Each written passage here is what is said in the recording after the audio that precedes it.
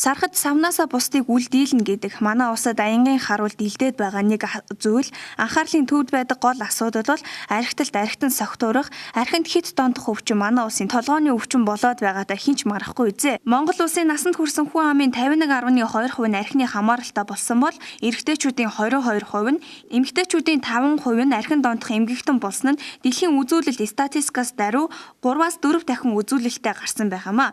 Улмаар үндэстэн мөхөх аюулын харанга биднийг дэлдээд байгаа учраас архиталт мансуурлын эсрэг ассоциац, тамхи архины шалтгаанд эмгэх судлалын төв, эрүүл идэвхтэй амьдрал клуб зэрэг төрийн бас байгууллагын эвсэн нэгдэж архиталтын эсрэг тэмцэхээ илэрхийллээ. Монголын хэмжээнд үйл ажиллагаа явуулж бас архиталт мансуурлын талаар эсэргээрээ маш олон жил ажилласан ийм байгууллагууд нэгдэж эвсэл байгуулж байна л да. Монголд зөвхөн архитаж мансуурхаас гадна маш олон төрлийн мансууруулах хар тамхи гэх мэт ийм хэрэглээ ихссэн. Энэ маань ард түмэн маань залуучууд маань мансууралд их автах боллоо. Энийг бууруулахын тулд энэс үүдэн гарч ирэх хор нөлөөг бууруулах үндэсний эвслийг бид байгуулж байгаа. Энэ маань биднээс нэгдүгürt мэрэгсэн төрийн бус бол маш олон жил ажилласлаа шүү дээ. Энэ талаар биднээс мэрэгсэж байна. Дээрээс нь бидний хийдэг ажил маань энэс их болж эхэлж байна л да. Тэгэхээр зэрэг бид нэгдэхгүй болохгүй байна. Нэгдэжээж биднээс хамтын цогц үйлчилгээг хүүхэд залуучууд руугаа ард түмэн рүүгээ хандсан энэ ажлыг иргэдийн зүгээс иргэний нийгмээс санаачилж гарч ирж байгаа. Энэ маань төрөөс биднийг тодорхой хэмжээгээр дэмждэг болж эхэлж байна л да. Архиталт залуужиж нийгмийн сэтгэл зүй, хүн хоорондын харилцаа эмгэгшиж байгааг хэлүүлтгүй мэдэх үзье. Арх тамхи, хар тамхи мансуурлах байдлын хор хүнөөл Монгол улсын үндэсний аюулгүй байдалд хортоогоор бүр заналтайгаар нөлөөлөд байна. Олон улсын туршлаас үзэхэд нэг архин дондох өвчтөн гэрүүлж ирүүлжүүлэхэд 90 хоногийн стандарт хөтөлбөрийн дагуу нэмжлэгийн програм явагдсан юм. 10-14 хоног гэдэг чинь өрөөсгөл болчихж байгаа шүү дээ. Тэгэхээр төрийн бус байгууллагууд л архины асуудалтай хүмүүст нийгэм сэтгэл зүйн дэмжлэг үзүүлдэг. Оюун санааны хөтөлбөр, сэтгэл заслын хөтөлбөрийн дагуу ирүүлжүүлэх, эдгэрүүлэх үйл ажиллагааг дор дороо хийгээ яваад байгаа. Тэгэхээр өвчин маань хүнд хэлбэр тооцогддог учраас үр дүн багтаа. Энийг хэлэх хэрэгтэй. 10 хүн эмчилгээнд оруулахад 2 нь үлдчихэвэл энэ том үр дүн.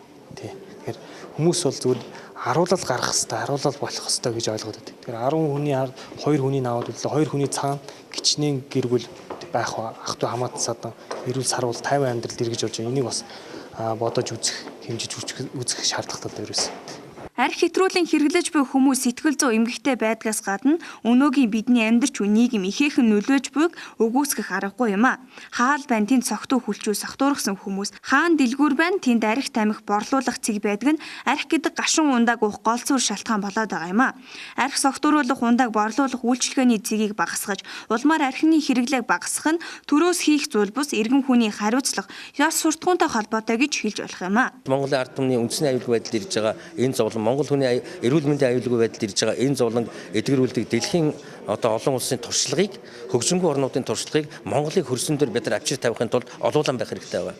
Тэгэхээр олуулаа эвсэн нэгдэж байна. Тэгээд бид эцсийн эцэст бидний үйлчлэгээ хаана хүрхийн гэхдээ зэрэг гэртээ шартаа сууж байгаа тэр зовлонд нэрвэгдээд өвшөнд нэрвэгдсэн тэр Монгол хүн дээр очих гэж байгаа. Эцсийн үйлчлэгээ хаана хүрэх гээд байгаа гэхдээ зэрэг тэр үрийнхээ төлөө сэтгэлэн зовж байгаа ижиг дээр очих гээд байгаа. Тэр эр сайхан нөхрөө архинд алдаад гадна талдаа сайхан бүсгүй дотоод сэтгэлэн дотоороо нурчихсан явж байгаа. Тэр Монголын үзэсгэлэн гоо сайхан эмэгтэйчүүд тэр ханиудад очих гэж байгаа. Аав нарийн хуугаад байхдаа зэрэг аавынхаа өмнөөс сэтгэлэн зовоод хэлж чадахгүй нүдний бэлтгэлээд нулимс нурсаа явж байгаа тэр үрийн сэтгэл дээр очих гээд байгаа шүү дээ. Архиталттай нийгмийг халж эрүүл сарвал Монгол улсын нийгмийг цогцлоохын тулд төрөөс хард суух биш, архиталтаас урьдчилан сэргийлэх, архинаас гаргах нийгэмшүүлэх цогц үйлчилгээг хийж чадхаа хамтран ивсэн төрийн бус байгууллагууд хэллээ. Үндэсний аюулгүй байдлыг хадгалж үлдэхийн тулд бид нэгжээд сум болон Монголын нийгмийн хор хөнөөлийг бууруулж үндэсний эвсэл байгуулагдаж байгаа шинэхэн үзэгдэл болон хэмээсэн юм а.